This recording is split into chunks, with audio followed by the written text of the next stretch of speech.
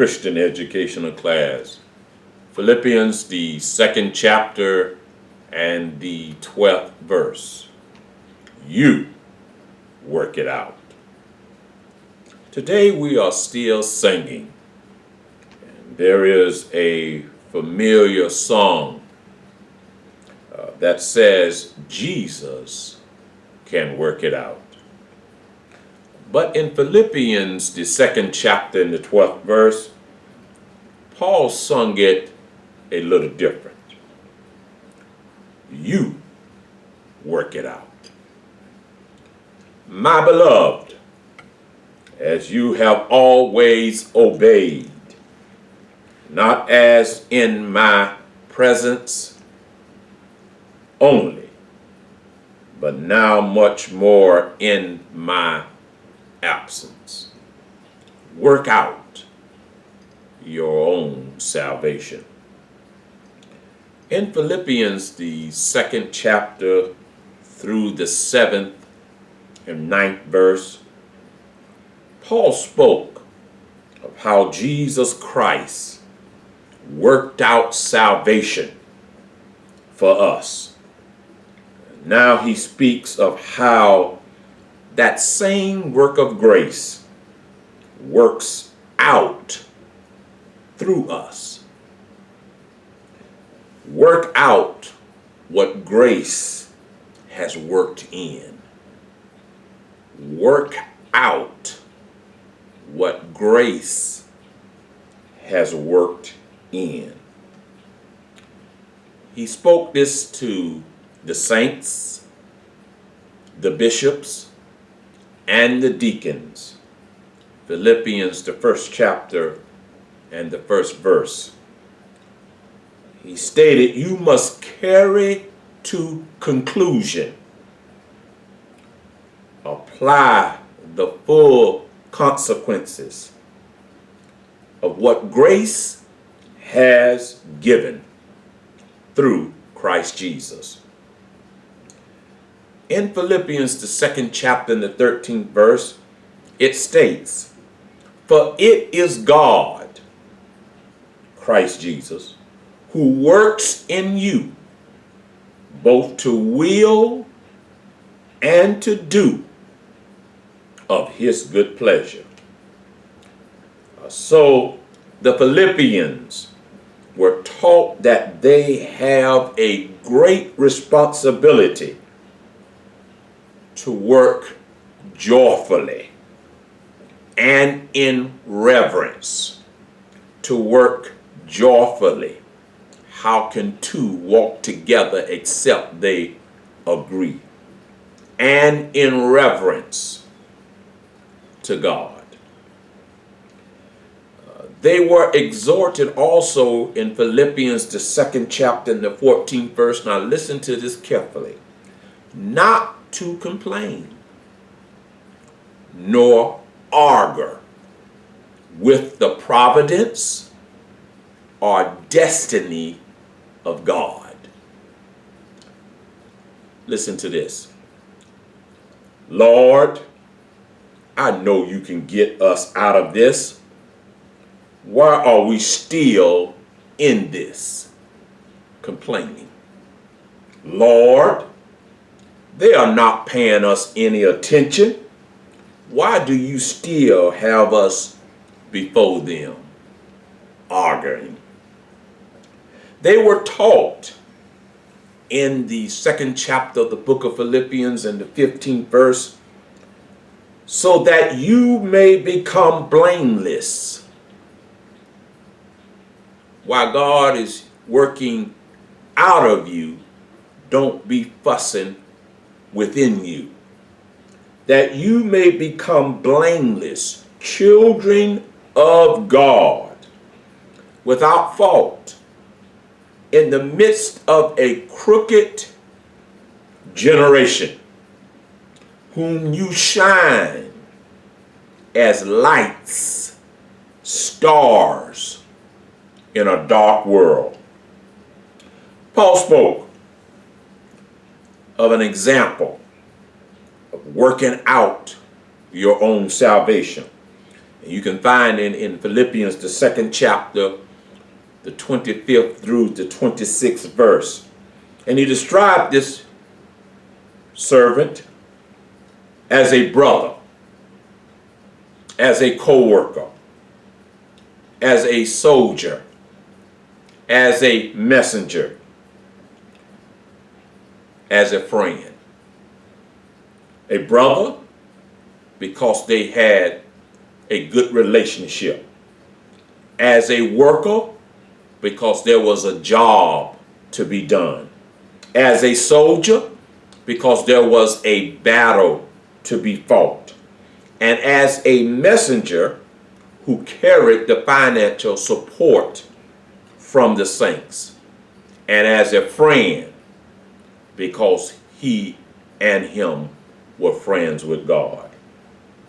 His name is Epaphroditus, meaning handsome or dedicated. And this servant allowed God to work out of him. He allowed God to work out of him. He became Paul's minister in prison. He surrendered his liberty, his comfort, to meet the needs of Apostle Paul, God's servant.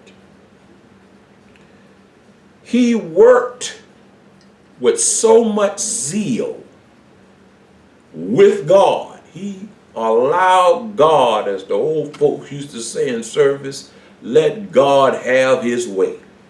He allowed God, he let go and let God work through him with much zeal that he became sick.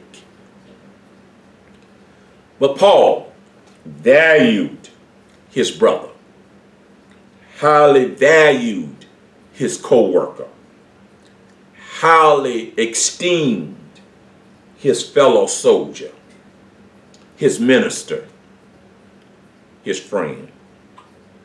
So much he would have been greatly saddened because this sickness was unto death. But it reads in Philippians, the 2nd chapter, the 26th through the 27th verse, he is anxious to see you all and is very upset because you had heard that he was sick. Indeed, he was sick to the point of death. But Paul said, but God had mercy on him.